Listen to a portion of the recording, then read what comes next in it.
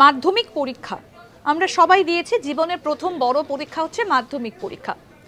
বলতে পারেন পশ্চিমবঙ্গে প্রথম মাধ্যমিক পরীক্ষা কবে হয়েছিল, মানে কোন বছর প্রথম মাধ্যমিক পরীক্ষা অনুষ্ঠিত হয়েছিল এবং সেই সময় এই মাধ্যমিক পরীক্ষা কি নামে প্রচলিত ছিল, মানে কি নাম তখন ছিল মাধ্যমিক পরীক্ষার।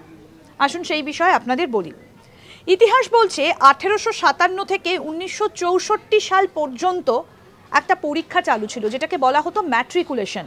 অর্থাৎ এই ম্যাট্রিকুলেশন পরীক্ষাটাই ছিল তৎকালীন মাধ্যমিক পরীক্ষা, যেটা কলকাতা বিশ্ববিদ্যালয় কর্তৃক অনুষ্ঠিত হতো। অর্থাৎ এই ম্যাট্রিকুলেশন পরীক্ষা সেটা 1857 থেকে 1964 সাল পর্যন্ত অনুষ্ঠিত হতো এবং এর নাম ছিল ম্যাট্রিকুলেশন পরীক্ষা। তারপর মাধ্যমিক শিক্ষা বোর্ড 1951 সালে গড়ে ওঠে।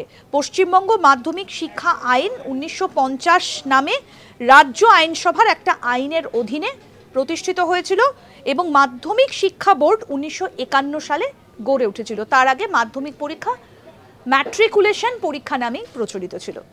দেখতে থাকুন আজ তাক বাংলার ইউটিউব চ্যানেল, সাবস্ক্রাইব করুন।